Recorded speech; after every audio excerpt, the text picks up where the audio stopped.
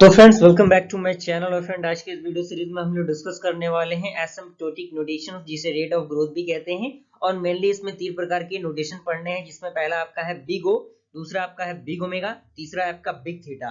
Big ओ के अंदर अगर हम देखें तो यहाँ पे आपका जो बेसिकली कंसेप्ट जिसे हम कह सकते हैं, फॉर्मूला जिसे कह सकते हैं, उसमें जो आपका एफ ऑफ एन होता है वो इक्वल होता है O of G of N के बराबर, जिसमें आपका pronounced order of or big O, यानी हम किस तरह से इसे पढ़ेंगे तो यहाँ पे पढ़ेंगे ऑर्डर ऑफ और बिग ओ से that the growth of rate of F of N is less than और equal to that of G of N. यानी हम इसे कह सकते हैं कि जो आपका growth of rate of F of N है वो लेस देन और इक्वल टू है किसके बराबर, जी ऑफ एन के बराबर। यहाँ पे आपको ग्राफ दिख रहा होगा, यहाँ पे एफ ऑफ एन है आपका, ये जो ग्राफ आ रहा है वो C dot G of N के लिए, और ये जो ग्राफ आ रहा है वो एफ ऑफ एन के लिए आ रहा है। तो ये बिग नोटेशन का आपका पूरा कंसेप्ट हो गया, पूरा ग्राफ हो गया क्लियर।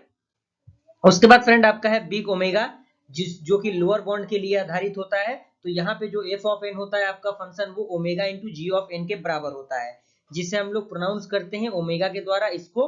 और यहाँ पे हम इसे कह सकते हैं कि growth of rate of F of N is greater than equal to the G of N. यानी यहाँ पे ग्रेटर देन इक्वल टू है, वहां पे लेस देन इक्वल टू था। यहाँ पे आपके सामने फिगर दिया हुआ है, यहाँ पे फंक्शन ऊपर की तरफ है और जो आपका सी डॉट जी एन है वो नीचे की तरफ है। और यहाँ पे बीच का जो इंटरवल है जहां पे आपका दोनों लाइन क्रॉस सेक्शनिंग हो रहा है, कट रहा है, तो ये आपका एन नॉट आएगा क्लियर। तो ये आपका कंसेप्ट हुआ।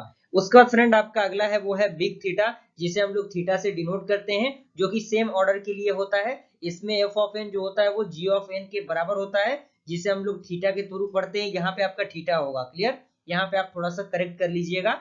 say that the growth of rate of f of n is equal to the growth of rate of g of n। यानी जो f of n का ग्रोथ होता है वो इक्वल होता है growth of rate of G of N के बराबर।